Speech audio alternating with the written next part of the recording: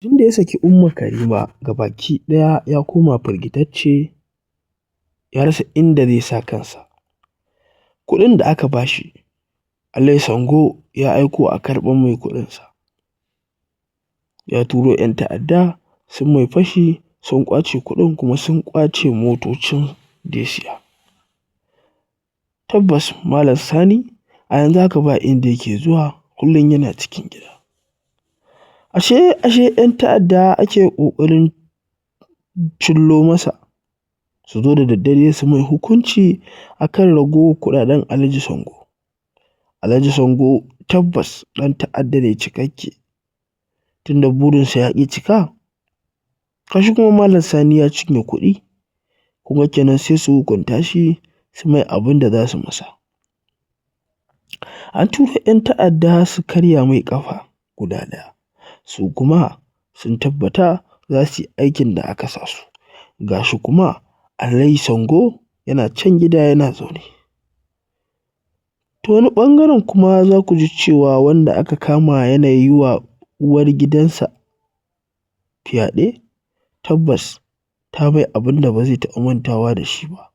Tana buƙata ya yi amfani da ita, shi kuma ya gaya mata cewa ba zai iya ba. Ta takura masa a kan dole sai ya aikata, shi kuma ya ce ba yacce za a yi ya aikata. Ta mai wayo ta aika shi ɗakinta don ya ɗebo kayan wanki ya je ya wanke ya goge. Shigarsa ke da wuya, ta kulle ɗakin ta kama ihu yana ƙoƙarin yi mata fyaɗe, shi kuma har yanzu yana kwance a gadon asibiti. Gashi kuma kotu za a tura shi, kuma ina da tabbacin cewa in dai aka tura shi kotu, kotu sai ta yanke masa hukunci a kan abin da ya yi ƙoƙarin aikatawa. Kun ga kenan bai aikata ba, sharri ta yi masa, amma ita ba za ta ji daɗin duniya ba, saboda ina da tabbacin cewa sai asirinta ya tonu. A yanzu haka kuma masu sauraro za ku ji cewa Malam Sani fa ya ƙi kwantar da hankalinsa don ya rasa me yake mai daɗi. 'Yan ta'adda sai safa da marwa suke a unguwarsu, saboda so suke dare ya raba su shiga su mai hukunci abin da aka ce su aikata.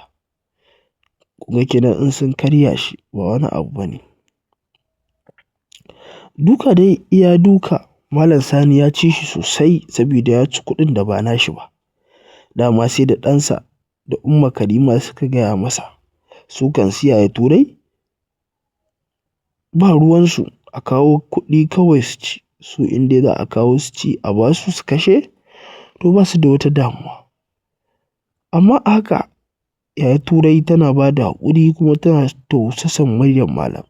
Malam shi kuma ya rasa me zai ce, saboda gabaki ɗaya duk a firgice yake, a kwakkwazare yake, saboda tsoro yake kai ya fita su mai illa. Ba ya iya fita waje, saboda kuɗin da suka ba shi ya kasafta shi wajen gida 6.